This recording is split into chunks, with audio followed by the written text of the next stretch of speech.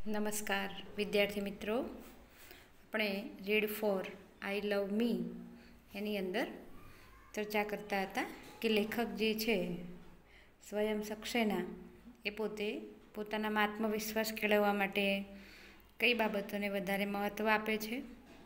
એમાં એમણે જોયું કે પોતે હવે કઈ બાબતોને પોતાના અંદરથી શોધશે જેથી કરીને એ પોતે આત્મવિશ્વાસ કેળવી શકશે.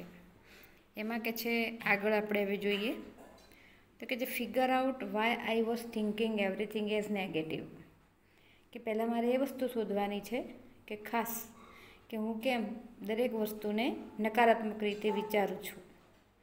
બીજું છે the way people looked at me, their comments, their actions, it was literally destroying me. તો કે છે કે જે લોકો છે ધ વે પીપલ, તો કે લોકોનો જે વ્યવહાર છે, રીતભાત છે મારા તરફનો, તેમની ટીકાઓ છે, બધું જ કે દરેક બાબતને હું કેમ વધારે પડતું વિચારું છું, જે મને સતત વિચારોની દૃષ્ટિએ ખૂબ જ ભાગી પાડે છે. Understand how much harm I was causing my self, કે મારે હવે ખાસ શોધવાનું છે, સમજવાનું છે કે ખરેખર હું મારી જાતને કેવી રીતે નુકસાન પહોંચાડું છું, કઈ બાબતથી. Find effective ways to pause, recognize my negative behavior and eliminate the obstacles I was creating for myself. I was the only one with the power to do it. Find effective ways to pause, કે મારી જે બાબતોની અંદર રૂકાવટ આવે છે, જે અટકાવ આવે છે, એ બાબતોને અસરકારક રીતે શોધવાનો પ્રયત્ન કરવાનો છે. રેકગ્નાઇઝ માય નેગેટિવ બિહેવિયર, મારો નકારાત્મક જે વ્યવહાર છે એને મારે ઓળખવાનો છે. એન્ડ એલિમિનેટ ધ ઓબ્સ્ટેકલ્સ, અને કે છે જે અવરોધો આવે છે, અવરોધોને મારે દૂર કરવાના છે. I was creating for my self, મારી જાતને ઘડવા માટે મારે આટલું કરવું પડશે. I was the only one with the power to do it, અને કે મારે જો મારી જાતને સુધારવી છે તો માત્ર મારી પાસે જ આ તાકાત છે, બીજા કોઈ પાસે નથી. હવે લેખકે અહીંયા પોતાની નબળાઈ જે છે એ જે બાબતો છે એ શોધી કાઢી, અને હવે એને શોધ્યા પછી એને દૂર કરવાનો એમણે પ્રયત્ન કર્યો. તો કે છે એના પરિણામ શું આવે, તો the result, once I discovered the techniques that worked for me, my confidence grew and I began to see challenges as opportunities to move forward and succeed. પરિણામ એ સૌ આવ્યું કે વન્સ આઈ ડિસ્કવર ટેકનિક, કે મેં એક પદ્ધતિ શોધી કાઢી, ધેટ વર્કડ ફોર મી, મારા જાતે મારા માટે કામ કરવાની. માય કોન્ફિડન્સ ગ્રુ, મારો આત્મવિશ્વાસ વધવા લાગ્યો. આઈ બિગેન ટુ સી ચેલેન્જીસ, હું કે છે દરેક જે પડકાર હતો એ પડકારને એક તક તરીકે હવે ઝડપવા લાગ્યો. I move forward and succeed, આગળ વધ્યો અને સફળ થયો. Now I enjoy the meeting people and my relationships are much better. હવે કે છે હું લોકો સાથે મળવું મને ગમવા લાગ્યું, હું આનંદ માણવા લાગ્યો, અને મારા જે લોકો સાથેના સંબંધો છે એ પણ સુધરી ગયા. I have more friends and can rely on them when I feel myself slipping back to where I was before, કે હવે જ્યારે પણ મને પહેલાં જેવી ફિલિંગ થાય, એકલતા લાગે, ત્યારે કે છે હું કે છે હવે વધારે ને વધારે મિત્રો સાથે હું મળવા લાગ્યો. I am achieving my goals with ease because I have developed my self confidence, કે હવે કે છે હું મારો જે ધ્યેય હતો એ મેળવી શકતો હતો. કેમ, તો કારણ કે હવે કે છે મેં મારો આત્મવિશ્વાસ, મારો જે આ સેલ્ફ કોન્ફિડન્સ છે એને મેં ક્રિએટ કર્યો હતો. I no longer miss the opportunities that life offers, કે જીવનમાં આવતી દરેક જે તક છે એને હું હવે ક્યારેય ગુમાવવા માગતો ન હતો. I am more optimistic and my mind no longer limits me, કે જે હવે હું ખૂબ આશાવાદી બની ગયો હતો, અને મારા મનની અંદર, મારા મગજની અંદર ઘણા બધા વિચારો હવે ચાલી રહ્યા હતા. આ બધું જ કે છે હવે મારા પોઝિટિવ થવાનું પરિણામ હતું. એટલે એ લેખક પોતે કહે છે કે મેં મારી જાતને પ્રેમ કરવાનું શરૂ કર્યું, એટલે કે છે આ બધું પરિણામ મળ્યું છે. Life is finally good, what about you? This is a short checklist to help you the test how much you love yourself. Answer the question as honestly and as you can and total your score at the bottom of the page. અહીંયા કે છે ખરેખર જીવન ખૂબ સારું છે, સુંદર છે. તમે તમારા જીવન વિશે શું વિચારો છો? મિત્રો, આ ટેક્સ્ટબુકની અંદર આ પાઠમાં એક બોક્સ આપ્યું છે, ચેકલિસ્ટ આપ્યું છે. એમાં કહે છે તમે કેટલાક પ્રશ્નોના જવાબ આપો અને જવાબ પછી જે સ્કોર થાય છે એ તળિયે જે સ્કોર આપેલો છે એનાલિસિસ છે. એમાં જેટલા ક્રમાંક આવશે એ ક્રમાંક પ્રમાણે તમારી માનસિકતા ખબર પડશે. અહીંયા કે છે નાવ સ્કોર યોર રિસ્પોન્સીસ. તમારો જે સ્કોર કેટલો થાય છે પ્રશ્નો જવાબનો, તો જો હંમેશા ઓલવેઝ આવતું હોય તો 2 ક્રમાંક છે, સમટાઈમ આવતું તો 1 નંબર અને રેરલી એટલે કે ભાગ્યે જ છે તો 0. Total your score and S and the following interpretation. Score જોઈને કહે છે તમે તમારી જાતને અહીંયા ગોઠવો કે તમારો સ્કોર જો 0 થી 8 વચ્ચે છે તો તમે આ પરિસ્થિતિમાં છો.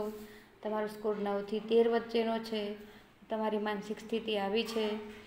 14 થી 26 છે તો તમે આ રીતે અહીંયા માનસિક પરિસ્થિતિમાંથી નીકળી રહ્યા છો. હવે કે છે 0 થી 8 સ્કોર છે તો કે છે તમે કેવી પરિસ્થિતિમાં છો? તો કે છે તમારે શું કરવું જોઈએ?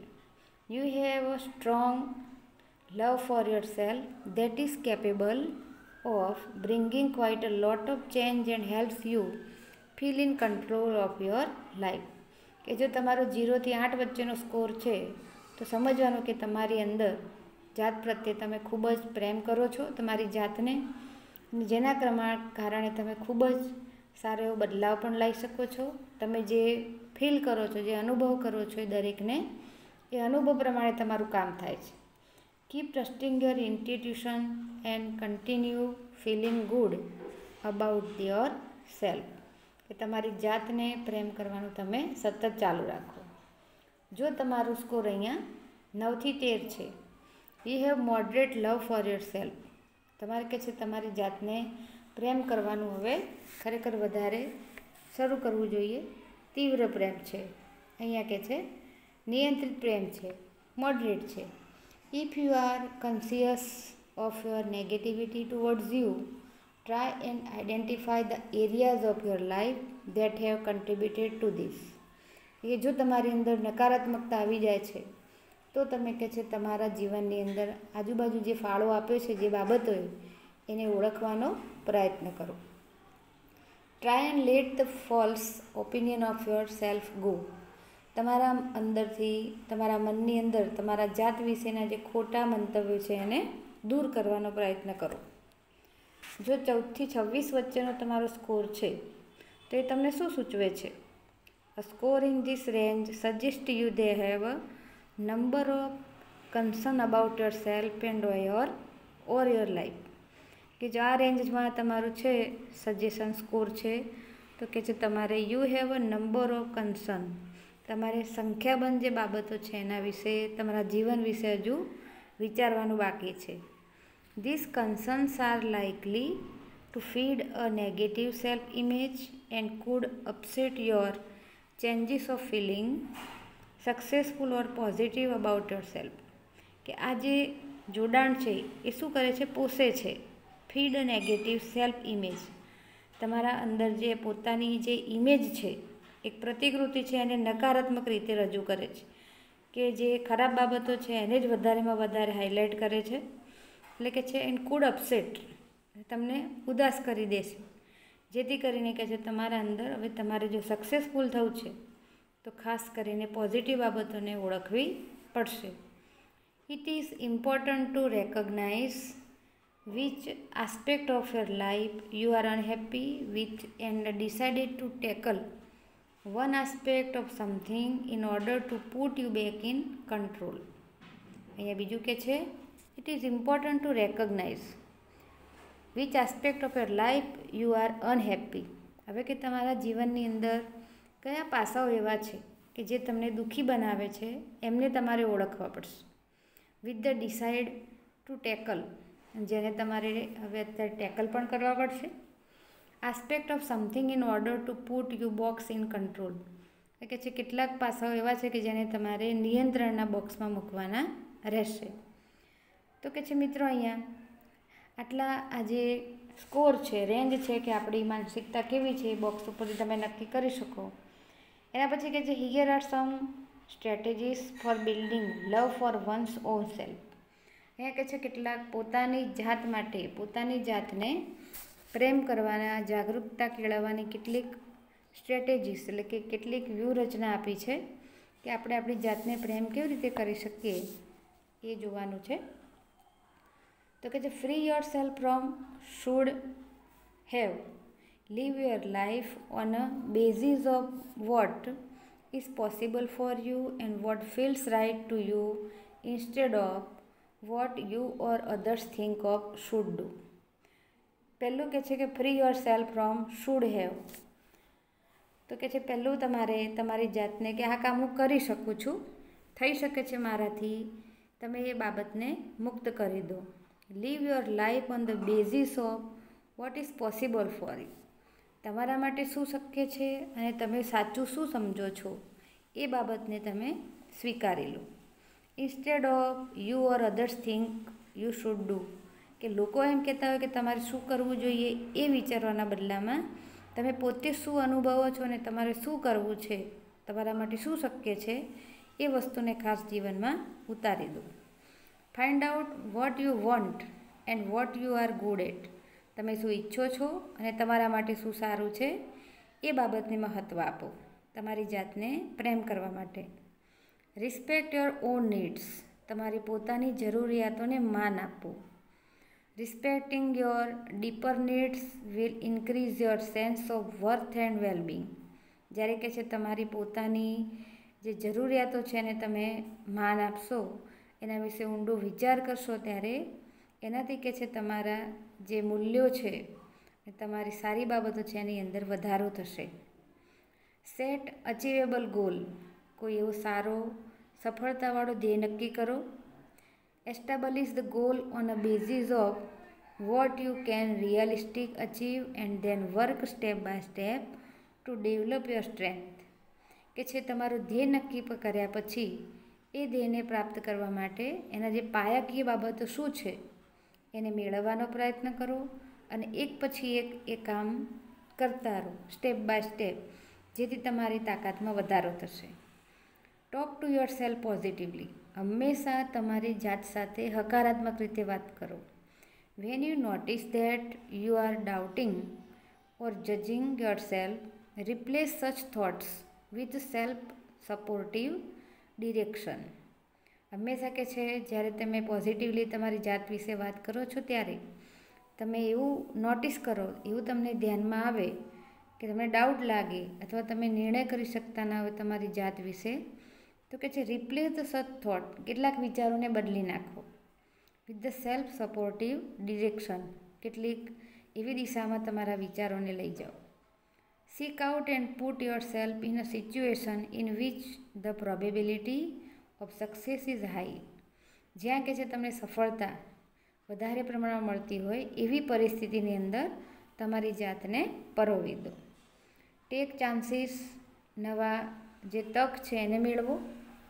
New experience are learning the experience which can build self confidence.